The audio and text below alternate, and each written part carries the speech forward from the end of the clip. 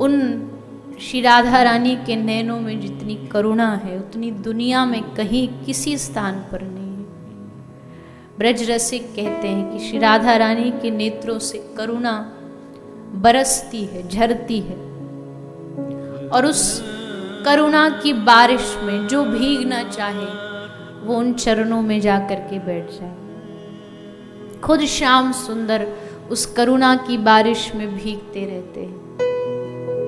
और बार बार ग्रंथ कहते हैं कि भैया चाहे जीवन में कितने भी पाप किए हों, कितनी भी गलतियां की हों, पर एक बार स्वामी जी के सामने जाके दोनों हाथ खड़े करके कह दो, हे लाडली जी हमें अपना बना लो, हमारा मन अपनी ओर खींच लो, हमारा जीवन अपने नाम के रस से भर दो।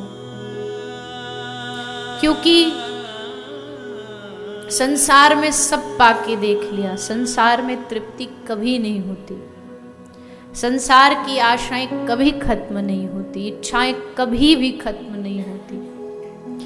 तो क्या फिर ऐसी जीवन भर युगों युगों तक संसार की इच्छाओं में ऐसे ही मार खाते घूमते रहेंगे? क्या ऐसे ही संसार की ठोकरें खाते घूमते रहेंगे? हे स्वामी जी, इस अधम पर, इस दास पर आप कृपा की एक दृष्टि, एक नजर। आपका कुछ बिगड़ेगा नहीं, लेकिन हमारा जीवन बन जाएगा आपके प्रेम से, आपकी करुणा से। वो पूछें कि तू मेरे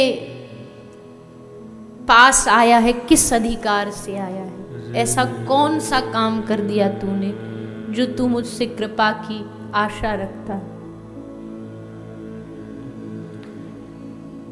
तो उनके चरणों में बैठ करके बस इतना ही कहेंगे,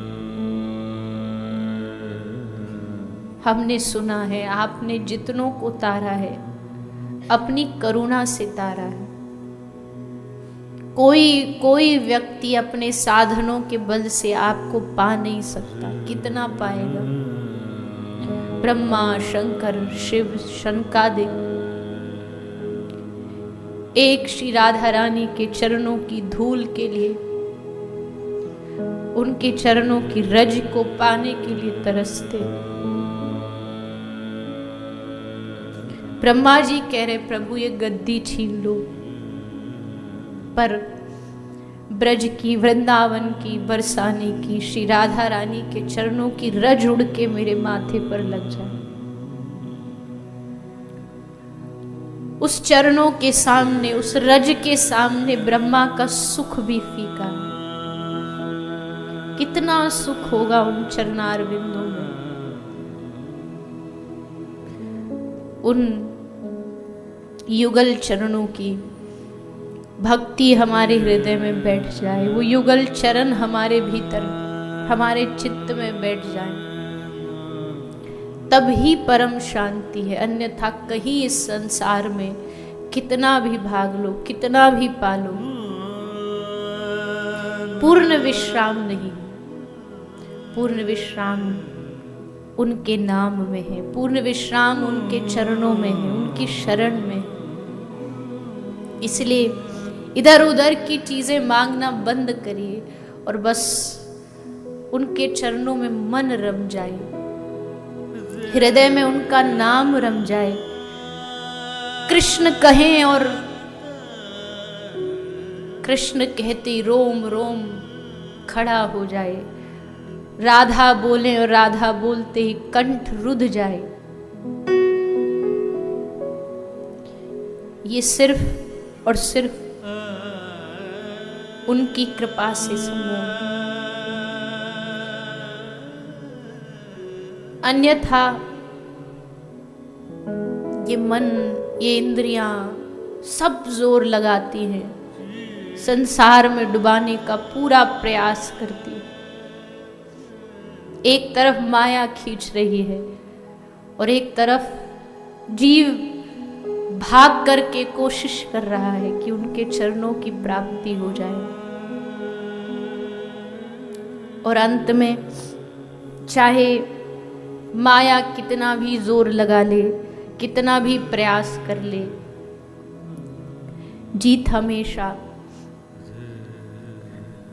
उनके चरणों की होती है। माया कहाँ जीत पाएगी उनके चरणों के सामने? धराशायी हो जाती है माया जब जीव सब छोड़ देता है उनके हाथों। हे स्वामी जी, हम पर कृपा करें।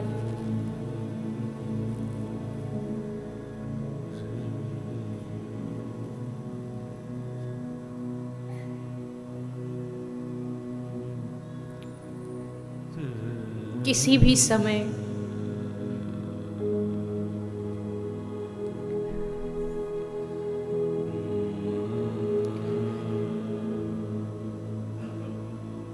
कोई भी क्षण ऐसा ना बीते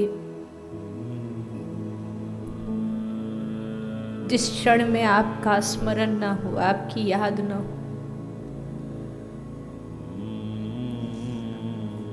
क्योंकि जो सुख आपको याद करने में है, जो आनंद एक बार बस आपकी छवि को अपनी आंखों में बसाकर आपको निहारने में, आज जो सुख आपके प्रेमियों का, आपके जनों का संग करने में, वो कहाँ मिलेगा संसार।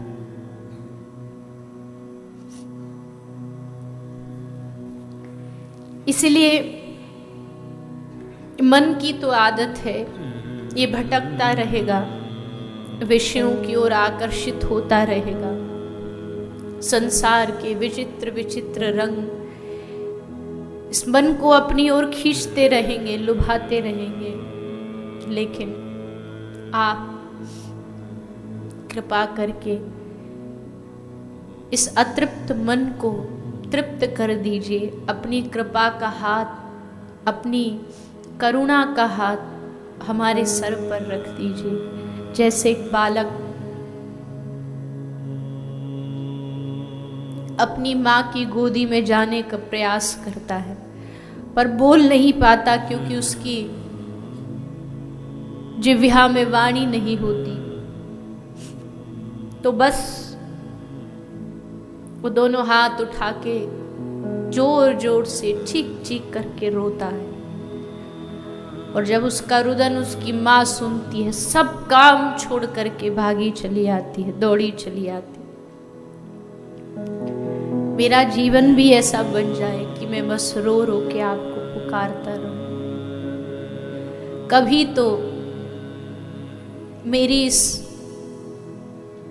पुकार को सुन करके आपका हृदय पिघलेगा। मैं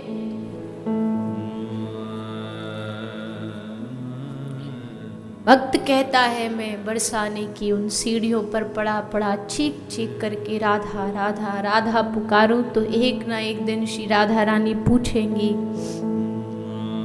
ये कौन बावरा चिल्ला रहा है, ये कौन पागल रो रहा है। और तब आपकी दृष्टि हम पर पड़ेगी, आपकी नजर हम पर पड़ेगी।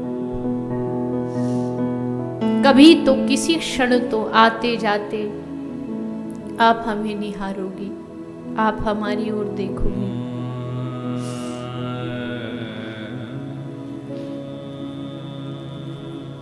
और बस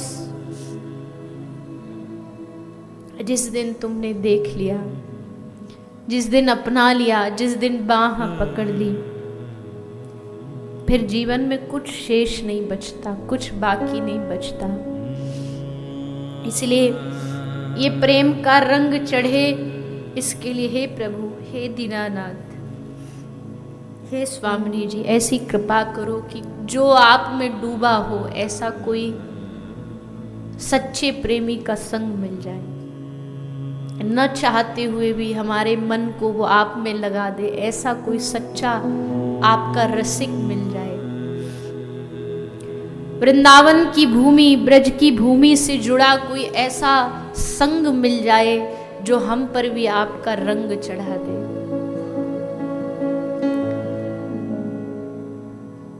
ये रंग जब चढ़ जाता है, जो मस्ती चढ़ती है, जो आनंद चढ़ता है, हमें चढ़ी तो नहीं पर जिन पे चढ़ी उनको देखते हैं तो लगता है क्या जीवन है, कुछ नहीं, अगले पल का भरोसा नहीं, अगले क्षण में जीवन में उनको खाने को रोटी भी मिलेगी कि नहीं ये भी नहीं पता।